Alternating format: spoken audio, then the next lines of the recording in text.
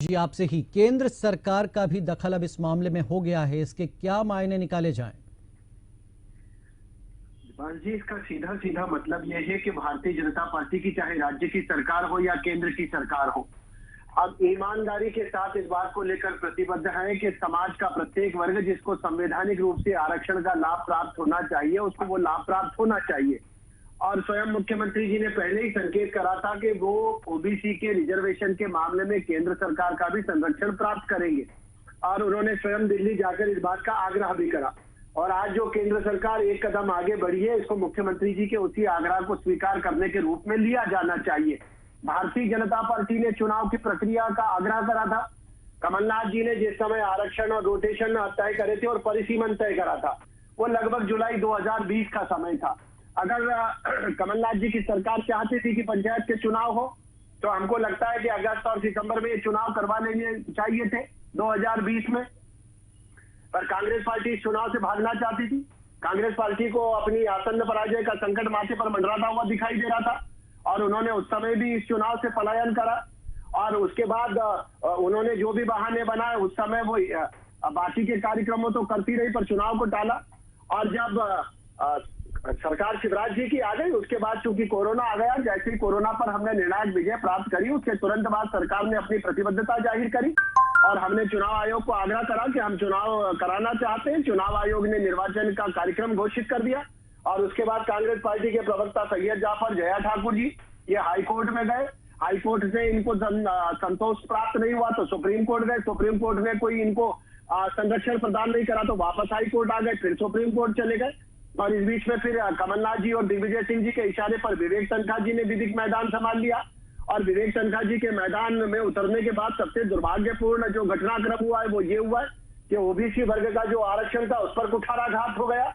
OBC वर्ग के संवैधानिक अधिकारों का संरक्षण करने के लिए मुझे लग रहा है कि जो चुनाव घोषित हुए थे, उस चुनाव पे ओबीसी वर्ग के आरक्षण की हत्या करने का पाप कांग्रेस पार्टी ने करा। और भारतीय जनता पार्टी आज भी इस बात को लेकर प्रतिबद्ध है कि पंचायत का चुनाव होना चाहिए और प्रत्येक वर्ग को आरक्षण का लाभ भी प्राप्त होना चाहिए।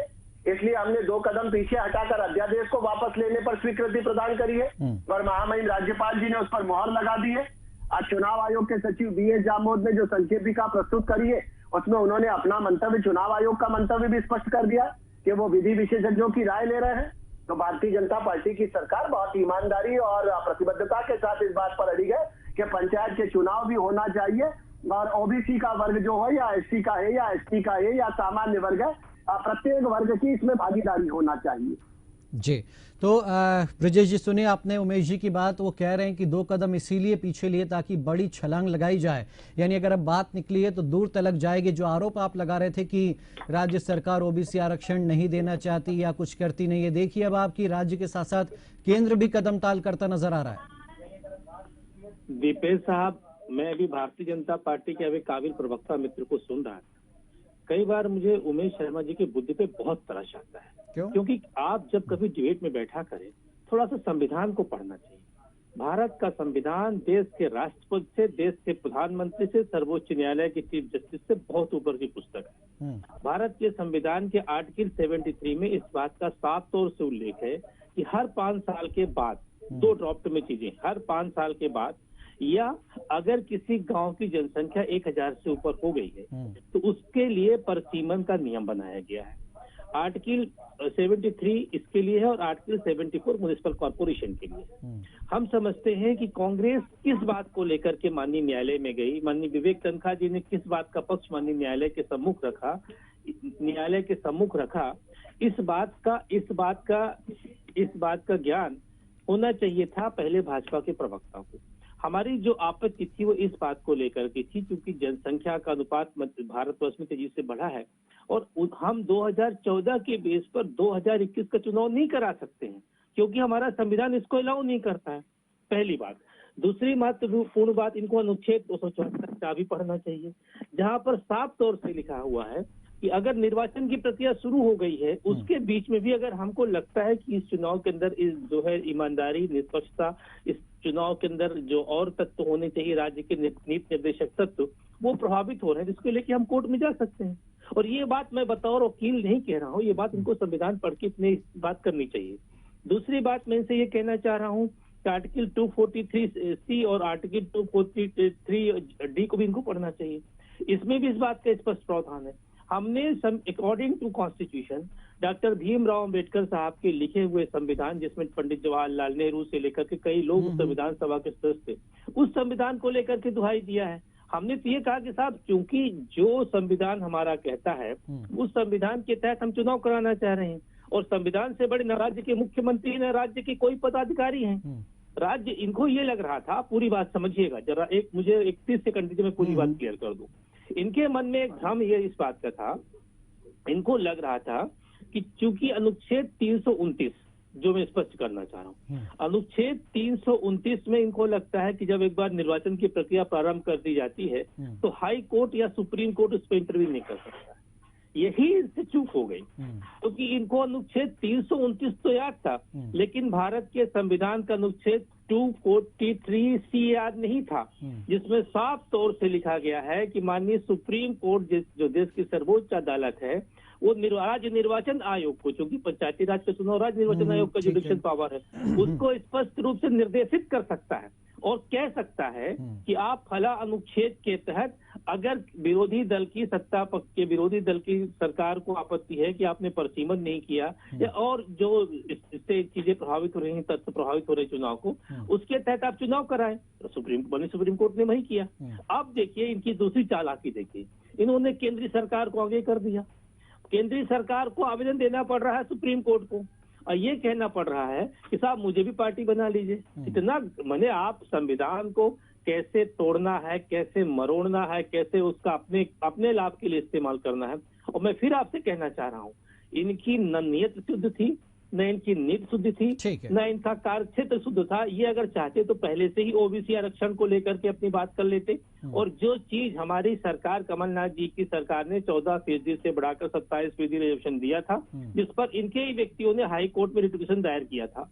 और इनको अच्छा, ये जो तनखा साहब पे आरोप लगा रहे हैं, इसलिए नहीं कि मैं तनखा साहब का जूनियर रहा हूँ, इनको ये पता होना चाहिए हमारे भाजपा के काबिल मित्र को कि भाई प्रसन्ना सुब्रमण्यम महाराष्ट्र सरकार केस में क्या हुआ था। साफ तौर से महाराष्ट्र इस केस में माननीय सुप्रीम कोर्ट ने कहा था कि ये सीटें सामान्य वर्ग को दे दीजिए अगर आप नहीं कर पा रहे हैं तो। वही सुप्रीम कोर्ट ने उठाया और इसमें भी रख दिया, क्योंकि जब एक राज्य में यही प्रोविजन लागू होता है उसको दूसरे राज्य में भी लागू किया जा सकता है। तो इसमें आप तनख्वाह साहब को दोषी क्यों दे रहे हैं? जो विधि सम्मत तथ्य है, जो विधि सम्मत तर्क है, जो विधि सम्मत दलील है, या जो ईमानदारी से बात करना चाहिए, तनख्वाह साहब ने किया सुप्रीम कोर्ट के सामने। इसमें न कमलनाथ साहब के कहने पे उन्होंने किया, न दिग्विजय सिंह साहब के कहने पे किया। ये कोई भी वकील करता, मैं होता, मैं प्रश्न दायर करता, मैं भी यही बात करता कोर्ट के सामने। आश्चर्य की बात है कि उस पर भी आपको तनख्वाह साहब के मैंने एक वकील के की गई बहस पे भी आपको आपत्ति है। अरे आपके वकील क्या कर रहे थे? सॉलिसिटर जनरल क्या कर रहे थे? महाधिवक्ता क्या कर रहे थे हाई कोर्ट में? इनको खड़े होकर के बोलना तो हम इस बात को स्वीकार नहीं करते, बिना ओबीसी के आरक्षण नहीं करेंगे। तो उमेश जी, नियत या मंशा आपकी जो भी हो, लेकिन क्या कानूनी पेचीदगियां समझने में कुछ कंफ्यूजन हो गया, गफलत हो गई, जिसका फायदा कांग्रेस ने उठा लिया? जी नहीं दीपेश जी, मैं बहुत विनम्रता से ब्रजेश जी की बात का जवाब देता हूँ। एक तो मैं उनका बड़ा आभारी हूँ कि उन्हें मुझ पर मेरी बुद्धि पर उन्हें तरस आ रहा है, बहुत अच्छी बात है। और मुझे लगता है कि प्रत्येक विद्वान को ये अधिकार प्राप्त है कि वो जो अल्प बुद्धि मेरे जैसे लोग हैं उनकी बुद्धि पर तरस खाए। मैं उनकी बुद्धि से बहुत अभिभूत हूँ और उनकी बुद्धि को और उनकी धन्यता और बुद्धिमत्ता को, धन्यता को प्रणाम करते हुए निवेदन करना चाहता हूँ। पंचायत राज अधिनियम की धारा 9 है। हम तो ईमानदारी पूर्वक चुनाव कराना चाह रहे थे, निर्वाचन आयोग ने चुनाव का कार्यक्रम तय कर दिया था। कांग्रेस पार्टी की आपत्ति क्या थी? कांग्रेस पार्टी ने कितने सारे अनुच्छेद अभी मुझे लग रहा है कि गीता जी की तरह माननीय अभिभाषक जी ने पढ़े हैं, उसके अंदर उनकी आपत्ति क्या थी? अरे आप यहाँ डिबेट पर बैठकर हमें समझा रहे हैं।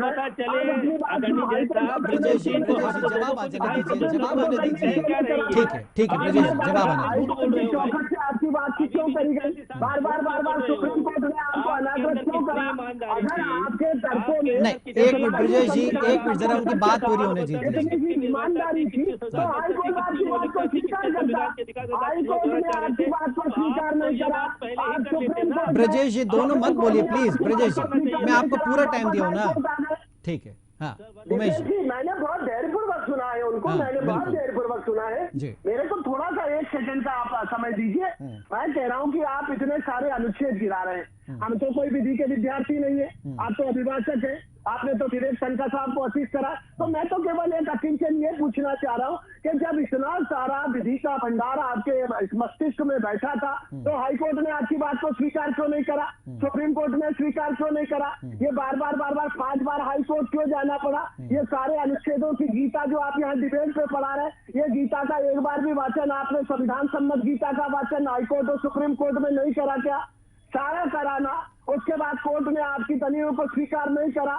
और हमारी कठिनाई ये थी जीते जी कि पंचायत राज अधिनियम की धारा 9 कहती है, धारा 9 में स्पष्ट लिखा है कि कोई भी परिसीमन होगा, कोई भी आरक्षण होगा, अगर साल भर तक उसका क्रियान्वयन नहीं होता तो स्वतः निरस्त हो जाता है, उसको संवैधानिक चुनौती प्रदान करी जाती।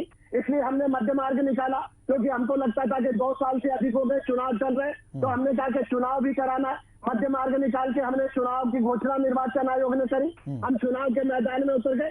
शुरू से इसका केवल राजनीतिक कारण है कि कांग्रेस पार्टी पंचायत के चुनाव में पीठ दिखाना चाहती थी, वो भागना चाहती थी, और ये राजनीतिक भागादौड़ी में वो ओबीसी वर्ग के आरक्षण पर कुठाराघात कर गई। चलिए, मैं आऊंगा ब्रजेश जी आपका जवाब लेने, लेकिन एक कमेंट राजेश जी का हम पहले ले लें। तो राजेश जी, एक तो राज्य निर्वाचन आयोग अभी भी पसोपेश में, ऐसा लग रहा था कि सोमवार को दिन में ही कोई आदेश आ जाएगा, चुनाव स्थगित करने की घोषणा हो जाएगी, लेकिन अब राज्य निर्वाचन आयोग विधि विशेषज्ञों से सलाह लेने की बात कह रहा है। फैसला कब आएगा पता नहीं। राजेश जी आपका क्या कमेंट है? देखिए, चूंकि कोर्ट का मामला है इसलिए निर्वाचन आयोग अब रिस्क नहीं ले रहा है कि कोई ऐसा ना हो फिर से बैकफायर हो जाए, फिर विड्रॉ करना पड़ जाए कोई चीज। लेकिन एक बात देखिए कि अगर रोटेशन वाला मामला करके और फिर चुनाव का नोटिफिकेशन जारी होता तो ये अपोजिशन को ये मौका ही नहीं मिलता कि ये सब जो भी वो कानूनी कार्रवाई अपोजिशन ने करी है वो होती। दूसरी बात ये है दीपेश जी कि कांग्रेस की गलती ये थी कि जब आपने परिसीमन कर लिया, आपने वो जो भी अपनी प्रक्रिया पूरी कर ली रिजर्वेशन को लेकर, तो आपके पास सफिशिएंट समय था, आपने क्यों नहीं चुनाव कराए? और बीजेपी की गलती ये है कि जब आपको मालूम था कि ये समस्या आ सकती है तो पहले आप रोटेशन करते, फिर चुनाव का अधिसूचना जारी करवाते। तो कुल मिला के, और देखिए संविधान का जो प्रोविजन है रोटेशन का वो बहुत इंपॉर्टेंट है और बड़ा सोच समझ के बनाया गया है कि हर पंचायत से हर बार सही तरीके का रिप्रेजेंटेशन हो, अलग अलग लोगों वर्गों का हो, जिससे कि उसका सर्वांगीण विकास हो। अब तीसरा पॉइंट ये है दिवेश जी कि ये सब तो ठीक है, इन लोगों ने कांग्रेस क्या कह रही है, बीजेपी क्या कह रही है, लेकिन आप उन कैंडिडेट की सोचिए जिन्होंने 3-4 दिन कैंपेनिंग कर ली, 5 दिन 1-1, 2-2 लाख रुपए खर्च कर लिए। एक तो बात ये, दूसरी ऐसे भी कई लोग हुए जहाँ पे कि निर्विरोध चुनने के लिए उन्होंने सामने वाले को, हालांकि ये बात बोलना अपने को अथॉरिटी नहीं है बोलने की, लेकिन उसके लिए भी कुछ ना कुछ उनको निगोशिएट करना पड़ता है। तब सामने वाला कहता है मैं फॉर्म हटा रहा हूँ, आप तो निर्विरोध हो जाओ। तो उसकी निर्विरोध जो उसने जो भी पैसे खर्च, नहीं बकायदा बोली लगी, कह रहे हैं भाई 44 लाख में पंचायत के सरपंच ने बोली लगाई। 44, एक प्रत्याशी ने कहा कि मेरे 8 लाख रुपए खर्च हो गए हैं जी। वही हम कह रहे हैं आपको कि वो पैसे चले गए, उस जनता के लोगों के चले गए, वो कैसे वापस आएंगी? अब अगर वो सरपंच बनेगा तो वो चोरी करेगा, वो सारे उल्टे सीधे काम करेगा, वो मनरेगा सबको एक तरफ ठिकाने लगा देगा और जम के कमाएगा, क्योंकि उसको वो 8 लाख 5 लाख जो निकालने हैं वो कैसे निकालेगा? ये जो है ये सब करके एक संवैधानिक संकट के साथ साथ एक ऐसा संकट पैदा हो गया है राज्य में कि आप पंचायतों से जब बात करेंगे ना तो उनके मुंह उतरे हुए हैं बेचारों के, जो कल तक ढोलक लेके खूब दौड़ भाग कर रहे थे, घर घर जा रहे थे, और कुछ इस बार बहुत नए कैंडिडेट्स थे, जो यंग कैंडिडेट्स एनबीए और ऐसे बहुत सारे कैंडिडेट्स थे इस बार, उनका भी बड़ा मुंह उतर गया है। तो कहीं ना कहीं अब दिक्कत आएगी क्या कि अब ओबीसी पर कौन सी पार्टी ये सफल हो जाती है करने में, ये साबित करने में कि इस पार्टी की गलती से तुम्हारा नुकसान हुआ है, उसको इस चुनाव में भी नुकसान होगा। राजेश जी, केंद्र सरकार की एंट्री कैसे देखते हैं इस मामले को? नहीं, केंद्र सरकार तो सही कर रही है। देखिए केंद्र सरकार कहीं पे अगर कोई समस्या इस तरह की है और चुनाव, क्योंकि पंचायती राज अधिनियम में केंद्र सरकार का भी काफी पैसा आता है और ऐसी बहुत सारी योजनाएं हैं जो केंद्र सरकार की भी इसके कारण से गड़बड़ होती है। तो देखिए केंद्र सरकार ने ऐसा कुछ, हम उसको गलत उसमें नहीं देखना चाहिए, क्योंकि वो गवर्नमेंट के लेवल पे जो भी इंटरफेयर कर रही है तो उसमें कुछ गलत नहीं है जी। उस पे कोई शक करना सही इसलिए नहीं है क्योंकि देखिए उनकी भी ड्यूटी बनती है कि हर राज्य में। नहीं, हम ये जानना चाह रहे थे कि भाई पंचायत चुनाव के बहाने जो 27% ओबीसी आरक्षण का जो मसला निकला है, केंद्र उसको बहुत आगे तक ले जाना चाहता है कि अब लागू हो ही जाए। केंद्र जो है, आपको बताइए, केंद्र और राज्य अगर भाजपा की बात करें तो ओबीसी पे जो उनका जो भी प्लानिंग है वो बहुत जबरदस्त है, ओबीसी की प्लानिंग। और उसके लिए अगर केंद्र भले ही आता है, उसने अपनी पिटिशन लगाई, कोर्ट उसको एडमिट करे या नहीं करे, लेकिन उसने तो अपना एक सिक्का तो लगा दिया ना कि देखो हमने भी पूरी कोशिश करी थी आपके लिए, ओबीसी के लिए, तो वो कल को चुनाव प्रचार में काम आएगा। चलिए, तो ब्रजेश जी अब आप कह दीजिए, जो उमेश जी कह रहे थे कि भाई हमारी तृष्णा थी कि खाली इस वर्ग को आरक्षण मिल जाए, हमारी मंशा थी कि भाई रोटेशन में उलझेंगे तो हो सकता है पंचायत चुनाव ना हो पाए, ये वो अपनी दलील दे रहे हैं ब्रजेश जी। देखिए दीपेश साहब, हम समझते हैं कि आज मध्य प्रदेश के पहले पंक्ति के प्रखर पत्रकारों में आपकी इसलिए गिनती होती है क्योंकि आप हर विषयों का बहुत अध्ययन करते हैं। मुझे भाजपा प्रवक्ता जी ने क्या कहा या जौहरी साहब ने कहा, इस पे बहुत बोलना नहीं है, पर मैं आपसे कहना चाह रहा हूं कि इस देश के संविधान को मानना हम सबकी नैतिक जिम्मेदारी है, ये मौलिक कर्तव्य है समाज के साथ जुड़ा हुआ। पहली बात। दूसरी बात, जब मध्य प्रदेश के अधिवक्ता को, शासकीय अधिवक्ता को, महाधिवक्ता को इस बात का पता है कि भारत के संविधान की धारा 243 साफ तौर से स्पष्ट करती है कि जब भी इस तरह का कोई चुनाव होता है तो उसमें अनुसूचित जनजाति वर्ग के लिए, अनुसूचित जाति वर्ग के लिए, पिछड़ा वर्ग के लिए, अल्पसंख्यक के लिए या असामान्य वर्ग के लिए, सभी वर्गों के लिए वहाँ के ये तौर से स्पष्ट निर्वेद संविधान दे रखा है, वहाँ के जनसंख्या के अनुपात पर सीटें आरक्षित की जाती है। तो आपने जब इसका पूरा डायग्राम खींचा, जब समझिएगा, मैं 20 सेकंड में बात करूंगा पूरा, जब चुनाव की आपने घोषणा किया, चुनाव की घोषणा के समय बैठकर ही आपको इस चीज का डायग्राम बनाना चाहिए था कि साहब ये इसके लिए, यहाँ का गांव का रेशियो यहाँ ज्यादा इनका, ये इनके लिए, ये इनके लिए, इनके लिए, ठीक। क्योंकि यही तो, जब आपका बेसिक कॉन्सेप्ट ही क्लियर नहीं हो रहा है तो आप फंडामेंटल राइट में कैसे पहुंच जाएंगे? पहले आप अपना बेसिक चीज क्लियर करना था। दूसरी महत्वपूर्ण बात मैं जो आपके माध्यम से कहना चाह रहा हूँ, जो जौहरी साहब ने जो अर्ध सत्य कहा, इसमें कांग्रेस का कोई कसूर नहीं। कांग्रेस को तो पूरे 5 साल के टेन्योर जब सरकार चला रही थी, कांग्रेस को पता था कि हमको पूरे 5 साल के लिए जनता ने मैंडेट दिया। 5 साल में थोड़ी ना चुनाव होने थे, टाइम पूरा हो गया था पंचायतों का चुनाव कराने थे उस समय। मैं आपको बता रहा हूँ, कांग्रेस ने ये कहा था, 2 चीजों के बारे में कहा था। एक तो म्युनिसिपल कॉर्पोरेशन के चुनाव के बारे में कहा था कि मेयर का चुनाव जो होगा डायरेक्ट, वो भी नहीं करवाया अपने टाइम पर। सुनिए, वो टाइम नहीं मिल पाया भाई, हमारे पास विधानसभा भी, लोकसभा भी देखना था, हमने 13 बजे तो राज्य किया, क्रमशः चुनाव चल रहे थे, आप देख रहे थे, क्योंकि 2019 का चुनाव भी कांग्रेस के टाइम पे ही हुआ। मैं आपसे विनती ये करना चाह रहा हूँ दीपेश साहब कि कांग्रेस ने परसीमन के आधार पर या रोस्टर पद्धति के आधार पर माननीय हाई कोर्ट में आवेदन दिया था। कांग्रेस कोई भी, चाहे शर्मा जी मुझे दिखा दें, कहीं भी ऑन राइटिंग दिखा दें कि कहीं भी कांग्रेस ने इस बात को लेकर आपत्ति किया हो कि हम पिछड़े वर्ग के हिमायती नहीं। ठीक है, आपको पता है अर्जुन सिंह साहब जब मध्य प्रदेश के मुख्यमंत्री, बहुत इतिहास का समय नहीं है, वो तो बिल्कुल सबने सब करा, समय समय पर सब चीजें हुई। दिग्विजय सिंह जी ने पिछड़े वर्ग को आरक्षण पिछली बार दिया था अपनी राज्य सरकार के, जब सरकार बनी थी तो कांग्रेस तो पिछड़े वर्ग की हिमायती थी। उस कांग्रेस को पता है कि पिछड़े वर्ग समाज के लोग कांग्रेस साथ रहते हैं। उमेश जी, तो देखिए वो कह रहे हैं कि भैया हम भी कम हिमायती नहीं है जितना आप हैं। To law, according to constitution काम किया। गलती इनकी है कि इन्होंने पूरी तरीके से दीपेश साहब एक्सरसाइज नहीं किया। अब आवेल मुझे मार की स्थिति जब निर्मित हो गई तो दोषारोपण कांग्रेस में। अच्छा, तो उमेश जी लास्ट कमेंट आपका। वो कह रहे हैं कि भाई गलती आपकी थी और ठीकरा हम पर फोड़ रहे हैं। दीपेश जी, मुझे लग रहा है कि व्यर्थ के वाद विवाद के बजाय मैं भारतीय जनता पार्टी की सीधी स्पष्ट और दृढ़ मान्यता को अभिव्यक्त कर देता हूं, क्योंकि समय की सीमा है। जी जी। भारतीय जनता पार्टी ओबीसी वर्ग को आरक्षण प्राप्त हो इस बात के लिए प्रतिबद्ध है। जो चुनाव निर्वाचन आयोग ने मध्य प्रदेश के घोषित करे थे उसमें भी इस बात का परिपालन करा था। और दुर्भाग्य से कारण जो भी रहे हैं, तर्क कुछ भी लेकर कांग्रेस के मित्रगण गए होंगे, पर जिन पर कुठाराघात हुआ है वो ओबीसी वर्ग के आरक्षण पर हुआ है। और भारतीय जनता पार्टी की मध्य प्रदेश की सरकार ने ये सुनिश्चित करा है कि हमने अपने अध्यादेश को निरस्त करा है, महामहिम राज्यपाल जी ने उसका अनुमोदन कर दिया है। हमने सुप्रीम कोर्ट से भी आग्रह करा है, राज्य निर्वाचन आयोग से भी करा है कि भारतीय जनता पार्टी चुनाव जो है वो ओबीसी वर्ग के आरक्षण के साथ चाहती है और नए ढंग से अधिसूचना जारी करी जाए और पूरे चुनाव को जो है उसका नया निर्वाचन कार्यक्रम जारी होना चाहिए, ताकि समाज का कोई भी वर्ग इसमें वंचित ना हो। ये भारतीय जनता पार्टी की स्पष्ट और दृढ़ मान्यता है। चलिए, नहीं वो तो है, आपकी इच्छा है या आपकी मान्यता है, लेकिन कोर्ट इस चीज को माने तब तो बात है ना उमेश जी। न्यायालय के सामने केंद्र सरकार ने भी आज ये कहा है कि उनको पक्ष बनाया जाए। राज्य सरकार ने भी दृढ़ता के साथ अपने पक्ष को रखा है और हमारे को लगता है नहीं, क्या संसद में ही बनेगा 27% का? क्योंकि एक आखिरी रास्ता वही है कि संसद से पास कर दीजिए, तभी शायद सुप्रीम कोर्ट माने।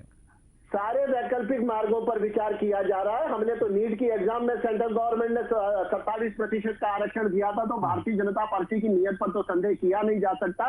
हम इस बात को लेकर प्रतिबद्ध हैं कि मध्य प्रदेश में जो 52% आबादी है, जिसके बारे में कांग्रेस पार्टी को जानकारी नहीं थी, जो न्यायालय में केवल 27% बताकर आ गया, मुझे लग रहा है कि वितंडावाद तो वहीं से शुरू हो गया था। इस आरक्षण को चुनौती तो वहीं से दी जाने लगी थी, जब कांग्रेस के बड़े बड़े अनुच्छेद समझने वाले विधिवेत्ताओं ने न्यायालय के अंदर ये कह दिया था कि, तो मुझे लग रहा है कि सारा रायता तो वहीं से डुलना प्रारंभ हुआ था। और मुझे लगता है कि हम सबको मिलकर अब सकारात्मक रूप से, जैसा सदन में संकल्प पारित हुआ, 8 लाख रुपए खर्च करके बैठ गए, जो 5 लाख खर्च कर गए, दोनों पक्षों ने उस पर स्वीकृति करी है। और मुझे लग रहा है कि जो सदन ने संकल्प पारित करा है, उस पर अमल कराने के लिए दोनों पक्ष तैयार है। चलिए, खैर राजेश जी, एक बहुत छोटा सा कमेंट, क्या होना चाहिए आगे का रास्ता? क्या फिर से रोटेशन हो तभी चुनाव हो, या फिर जो ब्रह्मास्त्र जिसे कहते हैं कि साफ संसद से ही हो जाए पास और बात खत्म हो? कैसे देखते हैं राजेश जी? नहीं, देखिए दिवेश जी, संसद से होने से वो मजा नहीं आएगा। पब्लिक में जो विश्वास तभी बनेगा जब रोटेशन जैसा नियम से होता है वैसा होना चाहिए। एक बात ये है कि दोनों पार्टियां, ये बिल्कुल फैक्ट है कि दोनों पार्टियां ओबीसी के वोट चाहती हैं, पर समय बताएगा कि इस मामले में कौन विनर के रूप में आता है, किसको जनता ये मानती है कि हाँ इन्होंने हमारे लिए ईमानदारी से काम किया। उसकी जो रिजल्ट है वो समय बताएगा। और जो अभी आने वाले समय में जो दोनों पार्टियों की जो कदम होंगे उस पर डिपेंड करेगा कि जनता को विश्वास हो, मतलब उस 52% की बात जो है, 52% को ये विश्वास हो कि हाँ इन लोगों ने हमारे पक्ष में काम किया है। और इतना पक्का है कि अब चाहे कुछ भी हो जाए, बिना रोटेशन के इसलिए नहीं करना चाहिए क्योंकि रोटेशन हो जाता है तो कम से कम किसी को कुछ कहने को नहीं रह जाता है। वो नियम से होता है, पर्ची निकलती है, सब लॉटरी होती है जी। और कहीं पे भी कोई संशय की स्थिति नहीं रहती है और बिना उसके करेंगे हम। अच्छा, इसमें एक और बात है दिवेश जी, आखिरी जी, कि बिना रोटेशन के कराने से ना कोई बीजेपी को फायदा होना था, ना कांग्रेस को नुकसान होना था।